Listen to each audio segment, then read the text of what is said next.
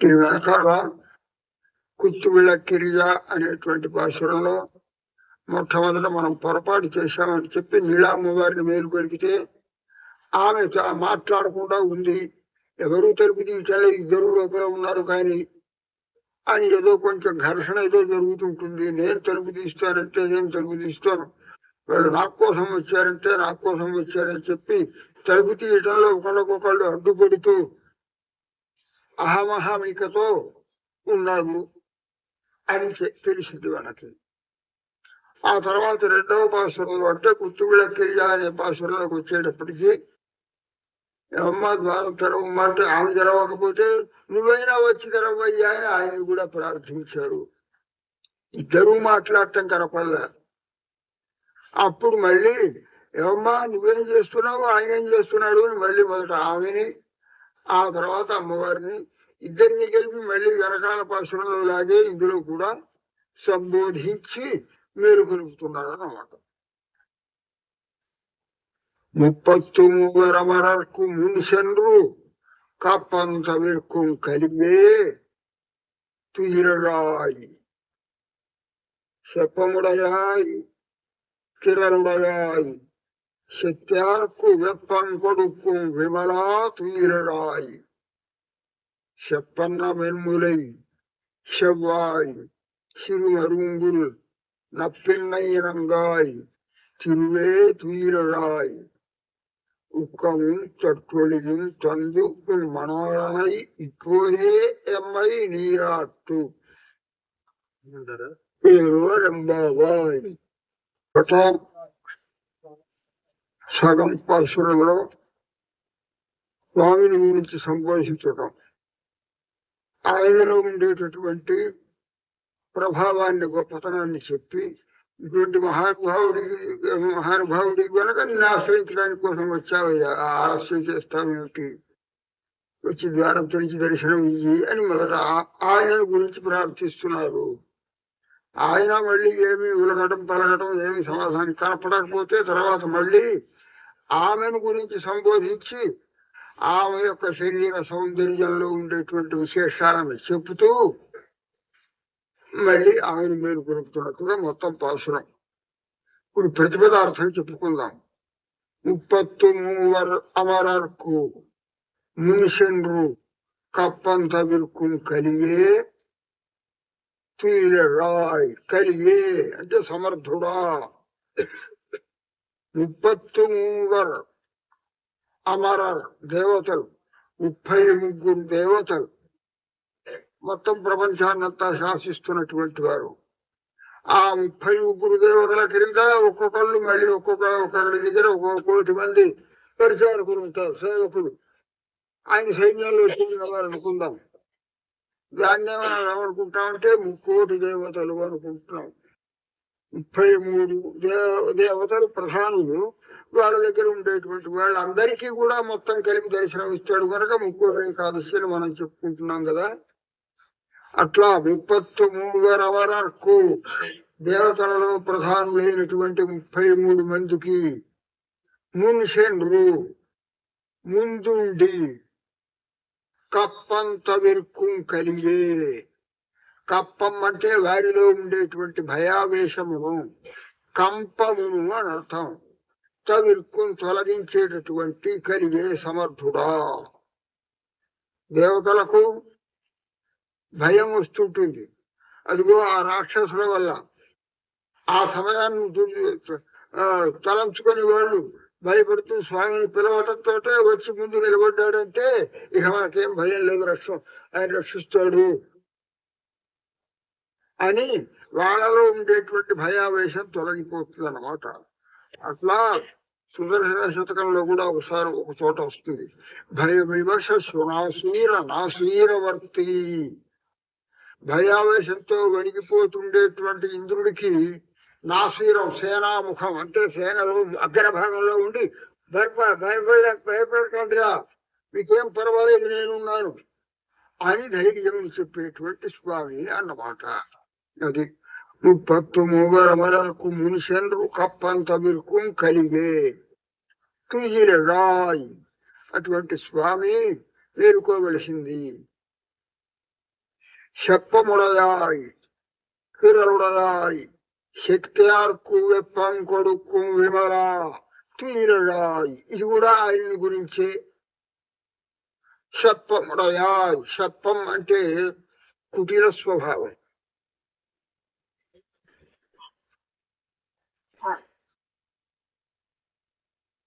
శప్పం అంటే ఆర్జవం. అంటే కుటీర స్వభావం లేకపోవడం శప్పం అంటే. కుటీర స్వభావం అంటే మనస్సులో ఒకటి అభిప్రాయం, నోటితో ఒకటి చెప్తాడు, చేసేది ఇంకోటి చేస్తాడు. అట్లా కాకుండా మనస్సులో గాని, వాక్కులో గాని, చేతలో గాని మూడింటిలోనూ ఏకరూపమైనటువంటి ఆర్జవ గుణం కలవాడు అన్నమాట శప్పముడయాయ్ అనే పదానికి. ఆర్జవం అంటే రుజువుగా ఉండటం, సాఫుగా ఉండటం, వంకర టింకరగా ఉండటం కాదు. వంకర టింకర స్వభావాలు వాక్కులో గాని, మనస్సులో గాని, చేతలలో గాని ఉండేవాళ్ళు కొందరు ఉంటారు. ఈయన అటువంటి వాడు కాదు. రుజువైన సాఫుగా ఉండేటటువంటి, అంటే కపటం ఏనాడు ఎరగనటువంటి మనస్సు కలవాడు అన్నమాట. శప్పముడయాయ్, నిష్కల్మషమైన మనస్సు కలవాడా. తిరలుడయాయ్, దానికి తగినట్లుగా మంచి పరాక్రమం కలిగినటువంటి వాడా. శక్త్యార్కు వెప్పం కొడుకు విమలా, వీళ్ళకి అభయాన్ని ఇచ్చినట్టే శక్త్యార్కు శత్రువు అయినటువంటి వారికి, ద్వేషించేటటువంటి వారికి వెప్పం కొడుకు వినాశమును కలిగించేటటువంటి స్వామి తీరరాయ్, మేలుకోవలసింది. అనుకూలమైన భక్తులకు ఎట్లాగైతే అభయాన్ని ప్రసాదిస్తున్నాడో వాళ్ళకి ఈయన చూడటంలోనే భయం కలిగిపోతుందన్నమాట. అట్లా శత్రువు అయినటువంటి వారికి భయావేశాన్ని కలిగించేటువంటి ఓ స్వామి. ఆ శత్రువుల గురించి విజయాన్ని, వాళ్ళను ఓడించి విజయాన్ని సాధించినప్పుడు కూడా మాయోపాయాలతో శత్రువుని జయించడం కాదు అన్నమాట శప్పముడయాయ్ అనే పదానికి తాత్పర్యం. రుజుబుద్ధితోటే తప్ప, నిష్కపటంగా వాళ్ళతో యుద్ధంలో వ్యవహరించేవాడే తప్ప, మాయగా వాటాల నుంచి వెళ్ళే, పక్క నుంచి వెళ్ళేవాడు పడుకున్నప్పుడు వెళ్ళి వాళ్ళని చంపేసి ఇగో ఇంతమందిని చంపాను అని కథ గొప్పదాన్ని చెప్పుకునేటువంటి వాడు కాడాయన ఎదురుగా నిలబడి. అందులో ఆ శత్రువు మళ్ళీ వెనుదిరిగి వీపు చూపించిపోతుంటే కూడా వాడిని ఏమి అనకుండా పో. అట్లా నిష్కల్మషంగా మాయా లేశం కూడా లేకుండా శత్రువులను జయించేటటువంటి నిష్కల్మష పరాక్రమం కలవాడు అని అర్థం. శప్పముడయాయ్, తిరలుడయాయ్, శక్త్యార్కు వెప్పం కొడుకు విమలా తీరరాయ్, అటువంటి మాలిన్యం అంటూ ఏమీ లేనటువంటి ఓ స్వామిని తీరరాయ్ మేలుకోవలసింది. చెప్పన్న వెమ్ములై, ఇక ఇక్కడి నుంచి లీలాదేవిని మేలుకోరుతున్నారు అన్నమాట. చెప్పన్న వెమ్ములై, ఆమె యొక్క శరీర సౌందర్యాన్ని 3-4 పదాలతో వర్ణిస్తున్నారు. చెవ్వాయి, తిరుమరుంగు, ఈ 3 పదాలు. చెప్పన్న వెన్ములై, స్త్రీలకు సహజంగా ఉండేటువంటి స్తన సౌందర్యం కలిగినటువంటిది అని అర్థం. చెవ్వాయి, ఎర్రని అధరం కలిగినటువంటిది. తిరుమరుంగుల్, సన్నని నడుము కలిగినటువంటిది. ఉత్తమ స్త్రీకి ఉండవలసినటువంటి అవయవ సౌందర్యం ఎట్లా ఉంటుందో అది సంపూర్ణముగా కలదానం నీవే. సీతామ్మవారిని గురించి వాల్మీకి చెప్తాడు ఒక చోట, నారీణం ఉత్తమావధూ అని. సాముద్రిక శాస్త్రం ప్రకారం సర్వాశ్రములు సంపూర్ణంగా సర్వావధముల ఎందుకు కలిగినటువంటి స్త్రీలలో ఉత్తమురాలు ఎవరు అనంటే ఇదిగో సీతమ్మవారే. అట్లాగా అటువంటి శరీర భగవంతుణ్ణి ఆకర్షించగలిగినటువంటి శరీర సౌందర్యం కల ఓ నీలాదేవి అని సంబోధిస్తున్నారు అన్నమాట. శవ్వాయ్, సిరుమరుంగుల్, సన్నని నడుము కలిగినటువంటి దాన. నప్పిన్నయనంగా, ఇటువంటి ఓ నీలాదేవి పరిపూర్ణురాలా. పరిపూర్ణురాలు అనేటువంటి అన్ని రకాలుగా కృష్ణ పరమాత్మకు తగిన విధంగా దాంపత్యం ఉన్నది అన్నట్టుగా ఆయనకు తగినటువంటి భార్యవు అని అర్థం. తిరువే, తిరు అంటే లక్ష్మి, తిరువే మా రేపల్లెకి అతడికి లక్ష్మి లాంటిదానా అంటే రేపల్లెకు శోభను తీసుకొచ్చినటువంటిది అన్నమాట.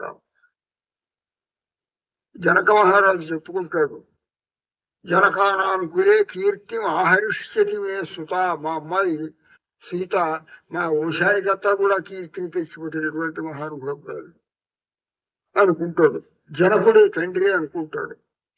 అట్లా ఉత్తమ గుణములు కలిగినటువంటి అనవు నీవు కూడా మా యాదవ వంశంలో నీలాంటి ఉత్తమమైన సౌందర్యాలు గాని సద్గుణములు గాని కలది మరొకటి లేదు గనక తిరువే లక్ష్మి లాంటి దానివే సాక్షాత్తుగా తుయిరాయ్. ఉక్కం కర్తూలియం తందు మాకు కావలసింది మేము చేసేటువంటి వ్రతానికి కోసం ప్రధానంగా రెండు వస్తువులు ఉక్కం అని చెప్పబడేటువంటిది ఒకటి, తట్టుడి అనేది ఒకటి. తట్టుడి అంటే అద్దం, నిలువుటద్దం. భక్తులందరూ కూడా మామూలుగా భజన చేస్తూ బజారులో ఆలయాన్ని గురించి పెడుతుంటే ఒక అద్దం పెట్టుకుంటారు, మంగళ వస్తువు అన్నమాట. ఒక దీపపు సెమ్మెను పెట్టుకుంటారు, స్వామికి చామరం వీస్తున్నట్లుగా చేతిలో ఒక చామరం పట్టుకుంటారు. ఉక్కం అంటే చామరం, తట్టుడి అంటే అద్దం. మొదలైనటువంటి పదార్థాలు మాకు కావాలి. ఇప్పుడు ఈ వ్రతాన్ని అనుష్ఠిస్తూ మేము స్వామి దగ్గరికి వెళ్ళి పూజ చేయటానికి కోసం వాటిని ఇవ్వవలసింది. ఉక్కముం తట్టుడియం తందు అవి ఇచ్చేసి ఇవ్వండి అనకు. మనాలన ఇప్పోదే అమ్మాయి నీరాట్టు మీ ఆయన కూడా కాస్త పంపించి మేము చేయవలసిన వ్రతంలో ఉండవలసిన పద్ధతులు ఏమిటో ఆయన చెప్తాడని పెద్దలందరూ కూడా మాకు మా యాదవులందరూ కూడా నిర్ణయించారు కనుక ఆయనను కూడా మాతో పంపవలసింది అని మళ్ళీ రెండోసారి మళ్ళీ నీలాదేవిని ప్రార్థిస్తున్నారు అన్నమాట. ఇది ఈ భాషణం యొక్క ప్రతిపదార్థం. 33 మునిషన్లు 33 కోట్ల దేవతలు. ఎవరా 33 దేవతలు? వాళ్ళ పేర్లేమిటి అని అంటే వ్యాఖ్యానంలో చెప్తారు. ద్వాదశాదిత్యులు అని సూర్యుడు ఒక్కొక్క మాసానికి ఒక్కొక్క సూర్యుడుగా పరిగణింపబడుతున్నాడు శాస్త్రాలు. కనుక 12 మాసాలకి ఉదయించేటువంటి సూర్యుడు 12. ఏకాదశ రుద్రులు, రుద్రుల యొక్క అవతారాలు, భగవంతుడి యొక్క అవతారాలు మనం ఎట్లాగైతే 10 అని చెప్తున్నామో రుద్రుడు కూడా 11 అవతారాలతో ఉన్నాడు అని చెప్తాడు. ఆ ఏకాదశ రుద్రులు, అష్టవసుగులు 80, అశ్విని దేవతలు అని చెప్పబడేవారు ఇద్దరు. మొత్తం అందరూ అంతా కలిపితే ఇప్పుడు మనకి 33 అవుతున్నారు. 11 ఏకాదశ రుద్రులు, 12 ద్వాదశాదిత్యులు, 23 అయింది. 23 అష్టవసువులు, ఇద్దరు అశ్విని దేవతలు, మొత్తం 33 అన్నమాట. ఈ 33 దేవతలు ముఖ్యమైన వారు. తక్కిన వాళ్ళందరూ కూడా అగ్నిదేవుడు, వరుణుడు, యముడు మొదలైన వాళ్ళందరూ కూడా వీళ్ళ తర్వాత వాళ్ళే. అటువంటి దేవతలు కూడా రాక్షసులతో యుద్ధం వస్తుంటే వణికిపోతుంటారు భయంతో. వాళ్ళకి ముందు నిలిచి మీరేమీ భయపడవసరం లేదు అని అభయం ఇచ్చి వాళ్ళ శరీరంలో కలిగేటటువంటి కంపమును తొలగించిన వాడా అని సంబోధన. మునిషండ్రు కప్పందమిరుకు కలిగే తీరరాయ్. ఆ దేవతల్ని రక్షిస్తాను అని నీకేమైనా నియమం ఉందా? మమ్మల్ని రక్షించకూడదా? అలారా వాళ్ళని రక్షించడం ఉంటాయా? వాళ్ళకి ఎట్లాగూ చచ్చేవాళ్ళు కాదు, అమృతం తాగిన వాళ్ళు కనుక. అవసరమైతే యుద్ధం చేయడం వాళ్ళు నాకు తంతే ఒంట్లో ఏవో గాయాలు అవుతాయి, ఆ గాయాలు మాన్పించుకోవడానికి వాళ్ళకి ఏదో మనిపించుకోవడం సావరు కదా. వాళ్ళు జన్మవర్ణాలు కలిగినటువంటి ఆ జన్మవర్ణాలలో కూడా ఆ జన్మను బట్టి శరీరాన్ని బట్టి వచ్చేటువంటి అనేక రకాలైనటువంటి దుఃఖాలకు ఆస్పదమైన నిన్నే దర్శించాలి అని ఆశ పెట్టుకున్నటువంటి మమ్మల్ని అనుగ్రహించకూడదనుకుంటున్నావా? వాళ్ళని అనుగ్రహించిన వాడివి, వాళ్ళ పాటి కాకపోయావా మేము? వాళ్ళకి కావాల్సింది నీ యొక్క సేవ కాదు. భయం వచ్చినప్పుడు నీ దగ్గరికి పోయి ఎత్తుకొస్తారు, రక్షించడంతో స్వామి అయిపోయింది బాధవనం మేము చెప్తున్నాం వస్తారు. కానీ మళ్ళీ నిన్ను ఏనాడు స్మరించుకునేవాళ్ళు కాదు వాళ్ళు. తొంభై మాకు ఎప్పుడు ఆపదలే కలగాలి. ఆయనను మరిచిపోవడానికి కారణమైనటువంటి ఐశ్వర్యాలు మాకు అవుతాన్నమాట. ఐశ్వర్యం కలిగి ఉన్నదంటే ఏ దుఃఖాలు లేవు అనంటే ఆయన మర్చిపోతాం మనం. మా ఐశ్వర్యంలో సుఖదుఖాలలో మునిగి తెలుసుకుంటాం, భగవంతుని తెలుసుకోం. అటువంటి సుఖాలు మాకొద్దు, నేను తెలుసుకునేటువంటి ఆపదలు మాకు ఎప్పుడు కలుగుతుండాలి అని చెప్పుకునే పాపం ఆ మహాతల్లి కూర్చుంది. అట్లాగా దేవతలకు ఆపద కలిగినప్పుడు నువ్వు చూస్తుంటారు, కానీ లేని సమయంలో నీ కోసం వాళ్ళు ఆరాటపడేవాళ్ళు కారే. అమరులు కదా వాళ్ళు, వాళ్ళని రక్షించడానికి ఏమో అనుగ్రహిస్తావా? నీ కోసం మేము ఎంతో ఆరాటపడుతుంటేటువంటి మమ్మల్ని అనుగ్రహించవుతాయా, వచ్చి ద్వారం తెరవవా అని ప్రార్థిస్తున్నారు అన్నమాట. చెప్పముడయాయ్ అంటే కపటము లేనటువంటి వాడా అని చెప్తున్నాం. కపటం అంటే వక్ర బుద్ధి. ఆ వక్ర బుద్ధి లేనివాడు ఎక్కడైనా సరే శత్రువులను చేసుకోవాలి అంటే ఎన్ని రకాలైన మాయోపాయాలను చేసేటువంటి వాళ్ళని మనం తీసుకున్నాం. శత్రువులు చంపడానికి కోసం అని చెప్పి ఆ ఇంద్రుడే ప్రహ్లాదు కొడుకులు పాపం రాత్రి నిద్రపోతుంటే పోయి అమాంతం వాళ్ళందరినీ చంపేసేస్తారు. నిద్రపోతున్నాం అది వాడికి గొప్పతనం. అట్లా కాదు పరమాత్మ చేస్తే యుద్ధం ఎదురుగా చేస్తాడు అంతే తప్ప కపటాన్ని వహించేవాడు కాదు. రామాయణంలో ఒక చోట రాముడు ఎంత అమాయకుడు, కపటం లేనివాడు అని అంటే ఒక చోట వాల్మీకి చెప్పాడు. వాల్మీకి చెప్పడం కాదు, కొనకే చెప్పింది కాదు. అన్న దగ్గరికి వెళ్ళి రావణాసు దగ్గరికి వెళ్ళి ఇంటి దేవుడు పోయిన తర్వాత పోయి చెప్తున్నప్పుడు ఋతుబుద్ధిగా సర్వం ఆఖ్యాతం ఉపచక్రమే ఆ రామచంద్రుడు ఎంత మాత్రం చెప్పడం లేదన్నయ్యా. రాజ్యంలో నుంచి నన్ను మా తండ్రి గారు అడిగి చేశాడు అని ఉన్న విషయం ఉన్నట్టుగా చెప్పుకుంటున్నాడు. ఎవరైనా చెప్పుకుంటాడా అని అడిగాకి ఏదో పెద్ద పిచ్చెక్కిందండి.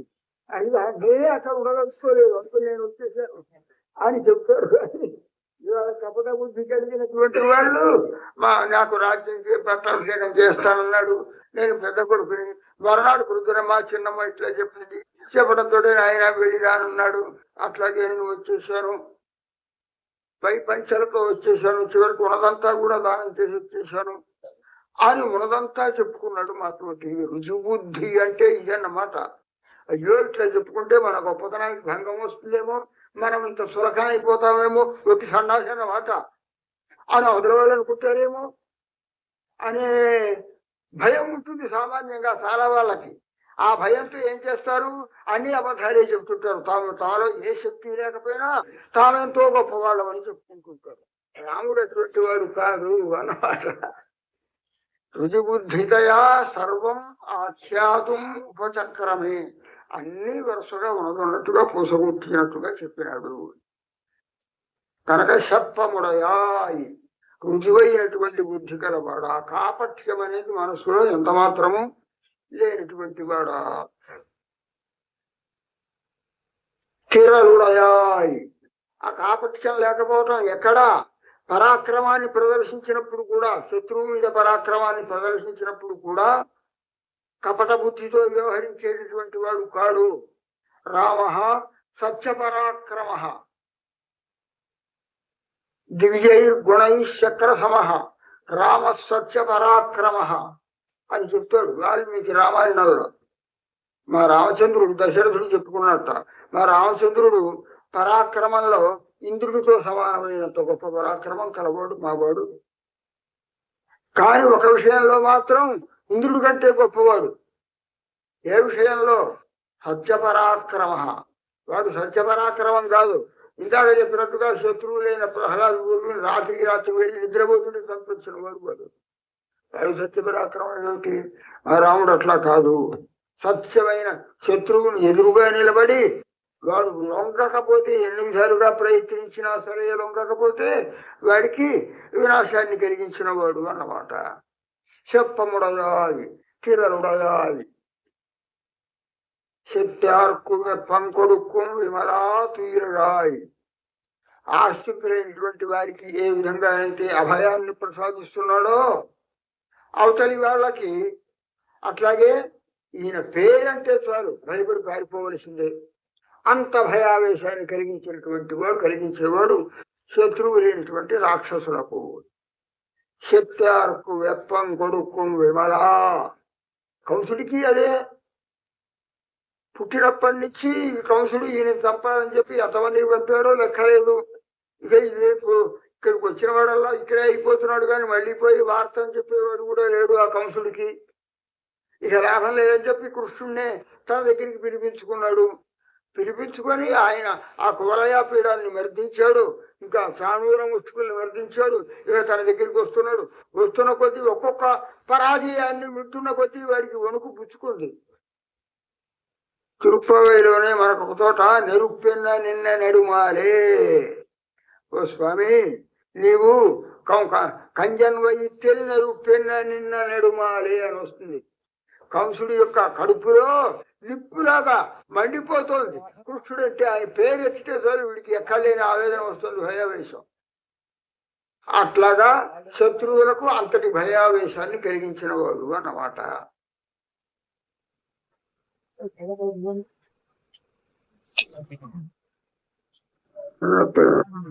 చెప్తారు వెప్పంగొడుకు వీరరాయి. తర్వాత చెప్పన్నమేములై చెవ్వాయి శివమరుంగుల్ నప్పిన్నైనంగాయ్ అని నీడామ్మవారిని ఆయన మీరు కొలుపుతున్నారు.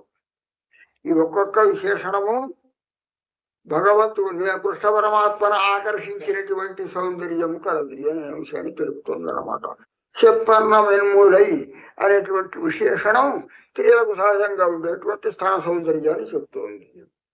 చెవ్వాయ్ అంటే లిప్టిక్ ఏదో పూసుకుంటారు చూడండి, అవి పూసుకుంటున్నందువల్ల వచ్చినటువంటి అందం కాదు.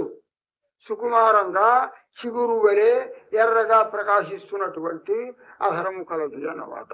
చెవ్వాయ్ ఎర్రని అధరము కలది. చిరుమరుంగుల్ సన్నని నడుము కలది.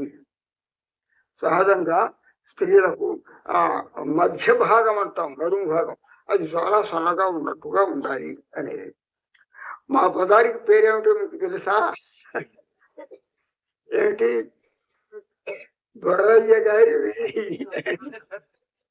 మా పదారికి పేరు. మా బజార్లో వీధికి వస్తే ఆయన సాయంత్రం పూట కుర్చీ వేసుకుని కూర్చునేవాడు. ఆయన ముఖం వెనక్కి ఉండేది, ఇదిగో కనపడేది. కాక ఆ పేరుతోటే మొత్తం ఆ బజారికి పేరు వచ్చేసింది, బొర్రయ్య గారి వీధి, బొర్రయ్య గారి వీధి. అట్లా పురుషుల యొక్క వాస్తవానికి పురుషుల యొక్క నడుము సౌందర్యం కూడా సింహం లాంటి మధ్యం కలవాడు పురుషుడు కూడా అది వర్ణింపబడతాడు. రాముని యొక్క నడుము సౌందర్యాన్ని వర్ణిస్తూ ఇతను ఎవడు హనుమంతుడు సీతమ్మ వారి దగ్గర అంగ ప్రత్యంగ కాలు గోరు దగ్గర నుంచి కేశభాష వరకు ఉన్నటువంటి ప్రత్యవయవ సౌందర్యాన్ని వర్ణిస్తాడు హనుమంతుడు. సింహం వంటి మధ్య సన్నని నడుము కలవాడు. స్త్రీలకు కూడా సహజంగా అటువంటి సన్నని నడుము కలది అని అర్థం. ఇక్కడ ఒక చమత్కారం చెప్పాలి విశేషం.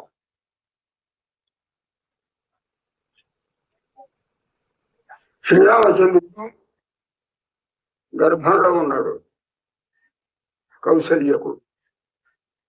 కౌసల్య గర్భవతి కాకముందు సహజంగా ఇందాక చెప్పినట్లుగా సన్నని నడుము కలది. గర్భవతి అయిన తరువాత అదే ఏదో అశ్వమేధ యాగమో పుత్రకామేష్టిలో చేశారు. అందరూ వచ్చినటువంటి అమృతాన్ని తీసుకున్నారు. ముగ్గురు భార్యలు గర్భవతి అయ్యారు. ప్రత్యేకించి భోజరాజు కౌసల్య యొక్క గర్భ సౌందర్యాన్ని వర్ణిస్తున్నాడు. ఆమె గర్భవతి కాకముందు ఆకాశం వలె సూక్ష్మమైన చాలా సన్నగా ఉన్నటువంటి నడుము కలది. నడుము ఉందా లేదా ఈమెకి? పైన వస్త్రము, ఇటు పక్కన పైన పై భాగము ఇవన్నీ చూస్తుంటే ఈ మధ్యలో నడుము ఉంది అనుకోవాలి. లేకపోతే ఆ పై ముఖము, ఈ పై భుజాలు, ఈ భారం అంతా ఎందుకుంటుంది? ఏమో సన్నగా సలాకాలాగా సన్నగా ఉన్నదేమో, ఇనప సలాకాలాగా ఉన్నదేమో అని మనం అనుకోవాలి ఆ నడుముని బట్టి. అంతే తప్ప ఉన్నది అని అనటానికి కంటికి కనబడేట్లేదు. అంత సూక్ష్మంగా కలది కౌసల్య కూడా. గర్భవతి అయిన తర్వాత ఆకాశం వలె సూక్ష్మమైన నడుము కలది అన్న ఆమెని ఆ ఆకాశంతో పోల్చే అవకాశం పోయింది అని మనం చెప్పాలి. కానీ భోజరాజు కాదు, ఇప్పుడు కూడా ఆమె యొక్క నడుము ఆకాశమేనన్నాడు.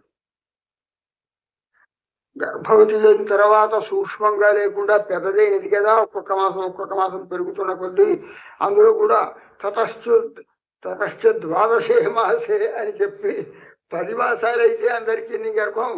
ఆమె 12 మాసాలు మోసిందిగా కృష్ణుడు ఈయనని రామచంద్రుడు ఏం చెప్తారు. తతశ్చ ద్వాదశే మాసే అని చెప్పి ఇంకా పొట్ట పెద్దది ఉండాలి కదా. మరి ఆకాశం లాంటి నడుము కలది ఎట్లా అవుతుంది అని అంటే, ఆకాశం అంటే ఏమిటి, సంస్కృతంలో ఆకాశానికి పేరేమిటి అని అడిగాడు భోజరాజు చమత్కారంగా. సంస్కృతంలో అమరఘట్టులో వియద్ విష్ణు పదం వాతు పుంస్యాకాశ విహాయసు అని ఇవన్నీ ఆకాశం యొక్క ప్రియ పేర్లు. నభ విహాయ వియత్ విష్ణుపదం అని కూడా ఆకాశానికి ఒక పేరు ఉంటుంది. విష్ణుపదం అంటే ఏమిటి? విష్ణు ఉండే స్థలం పరమాకాశం అంటారు. విష్ణు ఉండేటటువంటి ఆ పైలోకానికి పరమాకాశం అని పేరు. విష్ణు పదం అనే ఆకాశానికి పేరున్నది కదా. ఇప్పుడు ఈమె నడుములో ఎవరున్నారు? విష్ణువే కదా ఉన్నది రామరూపంలో.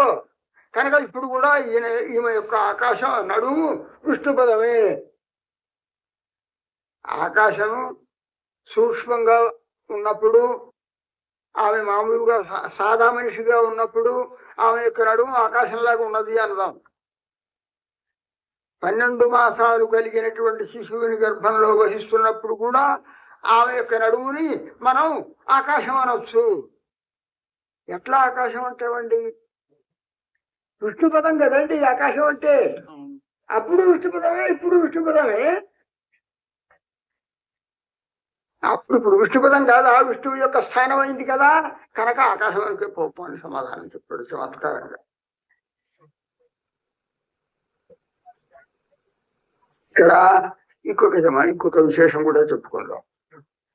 మన తెలంగాణ ప్రాంతంలో ఎక్కువగా ప్రసిద్ధిని పొందినటువంటి కవులలో వానమావర వరదాచార్యులు ఒక ఆయన. వానమావర వరదాచార్యులు కాబట్టి భాగవతాన్ని తెలుగులో రాసినటువంటి వాడు. అదే పోతనామాత్యం యొక్క చరిత్రని పోతన చరిత్రం అనే పేరుతో 2-3 వేల పద్యాలతో మంచిగా అందమైన కావ్యాన్ని రాసిన వాడు. చాలా గొప్ప పేరు ప్రతిష్టలు పొందినవాడు. ఆయన మొట్టమొదట ఈ కావ్యాన్ని రాయటానికి ముందు, పోతన చరిత్రను రాయటానికి ముందు మణిమాల అనే పేరుతో ఖండిక చిన్న చిన్న అంశాలను వర్ణిస్తూ ఒక కావ్యాన్ని రాశారు. ఖండికలు కూడా ఒక కావ్యాన్ని. ఆ కావ్యాల్లో రాముని గురించి, ఇదే కౌశల్యుని గురించి వర్ణిస్తూ కౌసల్య హరి మధ్య అన్నాడు. హరి మధ్య అంటే ఏమిటి? ఇందాక చెప్పుకున్నాం. హరి అంటే సింహం అనే అర్థం ఉంది సంస్కృతంలో. సింహం యొక్క నడుము ఎట్లాగైతే సన్నగా ఉంటుందో అటువంటి నడుము కలది అని అర్థం. ఎవరు? కౌసల్య. గర్భవతి అయిన తర్వాత కూడా ఆమె హరి మధ్యే. హరిని, విష్ణువుని తన యొక్క ఉదరంలో, మధ్యంలో, నడుము భాగంలో, కడుపులో ఉంచుకున్నది గనక అని చమత్కారంగా రచించారు. చాలా గొప్ప విశేషంగా చెప్పారండి అని అన్నారు. తర్వాత ఎవరో నా దగ్గరికి వచ్చి ఇట్లా హనుమారు వరదశాలు చాలా అందమైన వర్ణన చేశారండి. అప్పుడు హరి మధ్యే ఆకాశం లాంటి సన్నది, లేకపోతే సింహం లాంటి సన్నది నడుము కలది అని అర్థం. గర్భవతి అయిన తర్వాత కూడా ఆమె హరి మధ్యనే. హరి ఆమె యొక్క మధ్య భాగంలో శరీరంలో ఉన్నాడు కనుక కడుపులో అన్నారు. ఇటువంటి వర్ణనాన్ని భోజరాజు ఫలాని శ్లోకంలో చెప్పాడయ్యా. ఇందాక చెప్పుకున్నాను చూడండి, విష్ణుపదం. ఆమె యొక్క నడుము మొదట ఆకాశమే, గర్భవతి అయిన తర్వాత కూడా విష్ణుపదమే. విష్ణుపదం అంటే ఆకాశం కాదు. అది అట్లాగే దాన్ని చూసే ఈయన కూడా చెప్పాడు. ఓహో అట్లాగా, అది గొప్ప వీరు స్వంత ఊహ అనుకున్నాం. భోజనాలు చెప్పినటువంటి దానినే ఇంకో విధంగా ఇంకో పదం తెచ్చి అదే భావంతో అదే కల్పనతో చమత్కారంగా చెప్తుంటాడు అనుకుంటాం. అట్లా